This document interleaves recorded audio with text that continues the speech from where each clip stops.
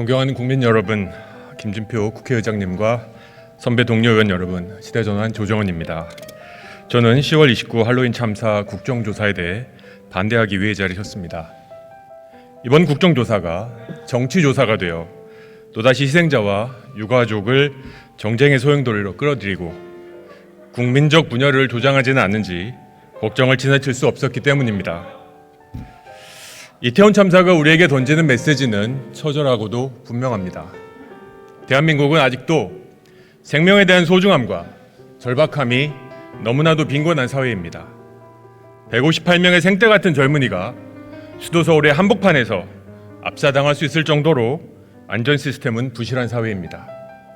깔려 죽을 것 같다는 111 신고가 빗발쳐도 긴장감 하나 없이 태어날 수 있는 권력자가 곳곳에 존재하는 사회입니다. 결국 대한민국은 아직 생명에 대한 가치도 시민 안전 대책과 시스템도 이를 운영하는 권력자들의 책임감도 처참할 만큼 부재할 사회였습니다. 그럼 우리는 이제 어디로 가야 합니까? 나라와 공동체를 대신해서 새로운 길을 만들어야 할 우리 정치는, 그리고 우리 국회는 이제 무엇을 해야 할까요? 저는 믿습니다. 남겨진 우리들, 그리고 우리 정치는 이를 악물고 이 참사를 정쟁의 소재로 소진하지 말아야 합니다. 대신 실체적 시설 확인과 엄중한 책임, 그리고 다시는 이런 일이 발생하지 않도록 안전 시스템을 대대적으로 업그레이드하는 일에 집중해야 됩니다. 그렇기 때문에 오늘 이 국정조사하는 득보다 실이 훨씬 크다고 저는 생각합니다. 의원 생활을 오래 하신 선배 의원 여러분, 저보다 잘 아시지 않습니까? 국회 국정조사는 사실관계를 밝히는데도 큰 실효가 없다는 것을 말입니다. 대신 지금과 같이 고성과 막말의 유혹을 못 이긴 정치인들과 극렬 지지자들이 주도하는 정쟁의 소용돌이가 될 가능성이 너무 큽니다. 왜 우리 정치는 10월 29일 할로윈 참사를 세월호 시즌2로 만들려고 합니까? 저는 세월호 참사가 있었을 2014년에 세계은행 파견으로 예루살렘에서 근무하고 있었습니다. 스마트폰으로 전달된 뉴스 속보를 보면서 그 아픔이 진도에서 8,159km 떨어진 예루살렘에도 고스란히 전해왔습니다. 학창시절 가장 기대되고 설레었을 수학여행에서 삶을 마친 고등학생들에게 미안함과 죄스러움을 느끼지 않았던 국민은 단언컨대 한 사람도 없었을 것입니다. 모든 국민들이 진상규명을 원했고, 그래서 국회에서 아무런 이견 없이 국정조사가 시작되었습니다.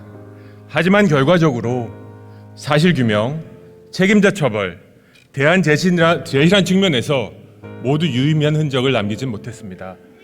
그 대신 우리 정치가 반드시 기억해야 될 교훈 한 가지를 남겼다고 저는 믿습니다. 바로 국민의 생명을 정쟁의 소재로 삼는 참사 정치의 가장 큰 희생자는 바로 유가족과 희생자라는 것입니다. 그리고 국가는 산산조각으로 분열된다는 것입니다. 이번 10월 29일 할로윈 참사 국정조사 1일까지 과정은 어땠습니까?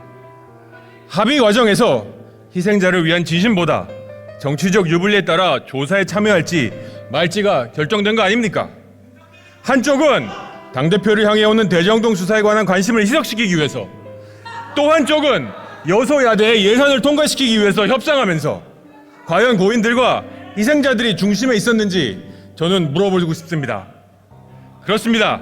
이런 정쟁의 가능성은 압사 사고의 원인과 책임자를 밝혀야 할 45일간의 조사를 더욱 어렵게 만들 것입니다. 선배 동료 의원 여러분, 엊그제 유가족분들께서 기자회견을 하셨습니다. 다들 보셨을 것이라고 믿습니다. 저도 보았습니다. 진정한 사과를 첫 번째로 요구사항으로 말씀하시는 것을 보고 정치인으로서 송구했고 기성세대로서 부끄러웠습니다. 그런데 여러분, 기자회견 기사에 달린 댓글을 보고 저는 정말로 가슴이 아팠습니다. 애도를 강요받았다. 누가 가라고 강요했나? 정치 장사하지 마라. 유가족분들을 향한 불편한 마음과 비난의 댓글이 이미 적지 않게 달리고, 또 이 댓글을 향해서 막말하지 말라는 공격의 댓글로 분열은 이미 분들은 아무 잘못이 없다. 정치 때문에 변색되었다는 말도 나왔습니다. 저는 대통령을 단 분들의 잘못이 아니라고 생각합니다. 오히려 이 참사를 지켜보는 국민을 분열시킨 우리 정치가 저부터 저는 문제라고 생각합니다. 우려컨대 오늘 이 국정조사는 이 분열을 더욱 증폭시킬 것입니다. 지금 보십시오. 이 분열을 국정조사가 담아서 과연 희생자분들이 어떤 마음을 갖겠습니까?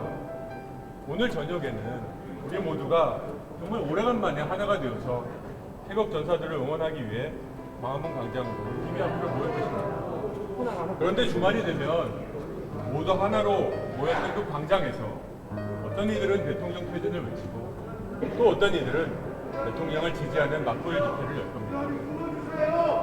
선배 동료 의원 여러분, 이럴 때일수록 우리는 이를 악물고 한 걸음씩 차분하게 나아가야 됩니다. 검찰의 자체 수사가 미진하면 검찰의 수사와 감사원의 수사를 통해서 실체적 진실을 밝혀나갑시다. 이 과정에서 수사당국이 사실을 숨기고 있다는 정황이 발견되면 국회는 특검을 하면 됩니다. 혹시나 여당이 이를 반대하면 제가 속한 법사위에서 패스트트랙으로 진행하기 위한 찬성표를 기꺼이 던지겠습니다. 그리고 정부는 지금도 많이 늦었지만 158명의 생명을 지키지 못한 책임을 지키는데 인색함이 없어야 할 것입니다. 아직까지 내 탓이오 정치적 책임을 지겠다는 사람 하나 나서지 않는 모습을 보면서 정치라는 업이 무한 책임이라는 책임감도 자존심도 이 정부엔 없는지 정말 묻고 싶습니다. 정말 제 토론을 마치기 전에 제가 지난 국정감사 과정에서 인연을 맺게 된 고 이해람 공군 중사 아버님과 나눈 대화를 짧게 나눕니다. 혹시나 참사를 당한 유가족의 마음을 제대로 헤아리지 못하는 것이 아닐까 싶어서 전화를 드렸습니다. 다들 아시는 대로 고 이해람 중사는 겪어보지 않고는 상상할 수 없을 만큼의 비극을 겪고 스스로 생을 마감했습니다. 아버님이 말씀하셨습니다. 이제 내가 이미 세상을 떠난 우리 딸 예람이를 위해 싸우는 것은 책임자에 대한 단호한 처벌은 무언이지만 고통을 조금이라도 위로하고 다시는 이런 아픔이 생기지 않기 위함이다.